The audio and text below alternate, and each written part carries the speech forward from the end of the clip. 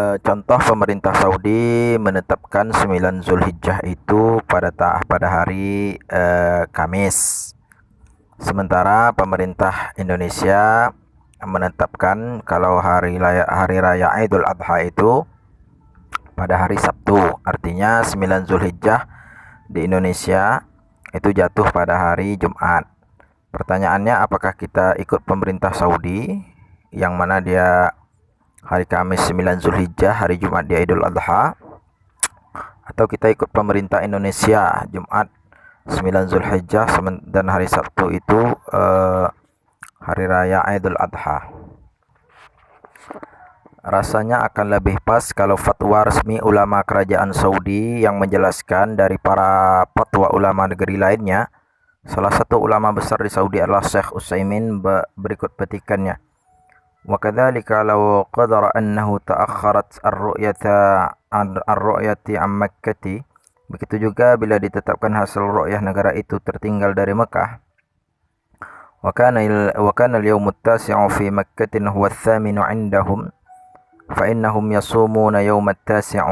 Sehingga tanggal 9 di Mekah menjadi tanggal 8 negara itu, maka penduduk negara itu puasanya pada tanggal 9 menurut negara itu, ya. Indahumul mawafiqu liyaumil ashiri fi Makkah. Walaupun itu berarti sudah tanggal 10 di Mekah. Majmu' Fatwa Ibnu Utsaimin. Fatwa dari Syekh Utsaimin ini mungkin terasa aneh buat sebagian kita yang sudah terlanjur ngotot ingin puasanya ikut jadwal pemerintah Saudi Arabia. Seolah-olah ada semacam pandangan yang ambigu dari sebagian kita, kalau lebaran Idul Fitri kita ikut pemerintah RI, tapi kalau lebaran Idul Adha kita ikut Saudi.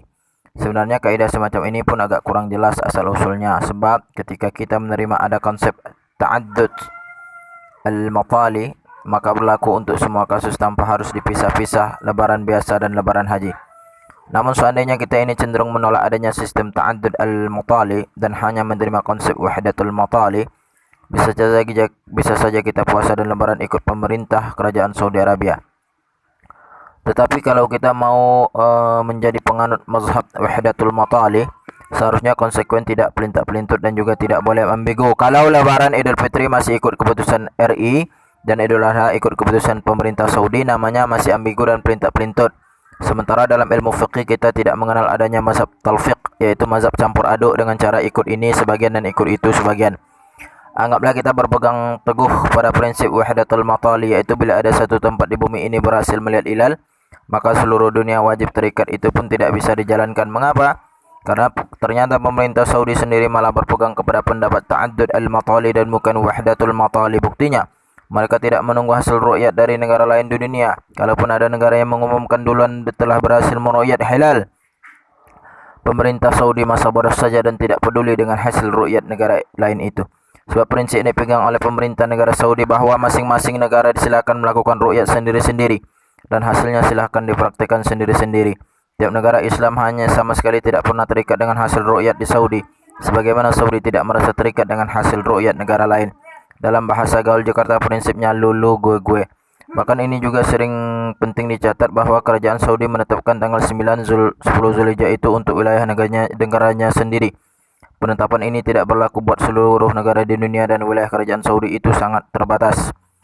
Dan oleh karena itulah, kalau kita simpulkan fatwa Syekh Utsaimin ini menjadi sangat jelas bahawa buat kita yang tinggal di Indonesia puasanya tidak mengikuti pengumuman dari Saudi Arabia, maka beliau menekankan bahawa pendapat yang inilah yang lebih rajih.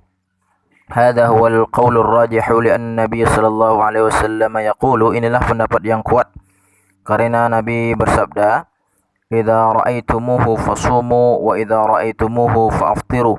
Bila kalian melihat hilal, lakukanlah puasa, dan apabila melihat hilal lagi hari raya, maka berbukalah. Majmu' Fatwa Ibnu Utsaimin. Tidak ada salat Idul Adha pada tanggal 11 Zulhijjah. Yang perlu diluruskan lagi adalah kelakuan sebagian orang yang mengotot meyakini lebaran Idul Adha jatuh pada hari Sabtu karena tetap mau ikut pengumuman negara Saudi. Kalau sudah meyakini lebaran hari Sabtu, kenapa hari Ahad malah ikut salat Idul Adha? Ini berarti adalah pelecehan atas keyakinan dan sikapnya sendiri. Kalau kita ikut salat hari Ahad, berarti dalam keyakinan dia salat Idul Adha tanggal 11 Zulhijjah. Ini malah jadi agama baru yang belum pernah diajarkan Nabi, mana ada perintah Nabi untuk mengadakan salat Idul Adha pada tanggal 11 Zulhijjah. Tidak ada qada salat Idul Adha. Mereka yang rada kontol untuk salat hari Ahad padahal meyakini Idul Adha itu adalah hari Sabtu, sering berdalil bahwa tidak mengapa salat di hari Ahad karena itu adalah qada salat. Maka jawabannya adalah bahwa sesungguhnya para ulama sepakat bahwa salat Idul Adha dan begitu juga Idul Fitri tidak ada qadanya. Disebutkan oleh Syekh Utsaimin, "Fa idza fatat fa innaha la taqdi illa bidalilin yadullu ala qada'iha idza fatat." Bila salat ini terlewat maka tidak perlu diqada kecuali bila ada dalil yang menegaskan keharusan qadanya. Maka saya menyebut pendapat yang seperti ini bukan wahdatul matalib, bukan ta'addul matalib, tetapi pendapat SS yaitu serba Saudi. Sayangnya belum sampai mengikuti jadwal salat Saudi. Mengadakan salat Id harus ada izin pemerintah.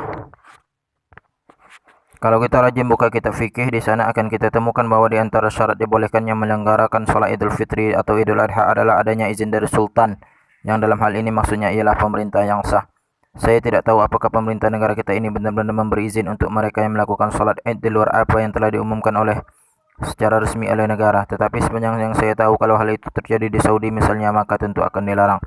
Misalnya pemerintah negara Saudi menetapkan lebaran hari Jumat tadi ya. Kalau sampai ada sekelompok masyarakat yang ngotot dan beliau tidak mau tunduk kepada ketetapan resmi pemerintah, lalu secara terang-terangan bikin sholat hari di hari Sabtu atau hari lainnya, tentu akan diperkarakan karena dianggap melawan negara sekaligus melakukan bid'ah dalam agama.